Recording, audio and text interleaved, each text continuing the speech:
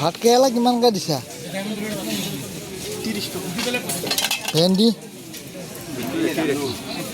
একে দাম। বেঙেনা 30 টকা। ভাত কেৰেলা নালাগে নালাগে।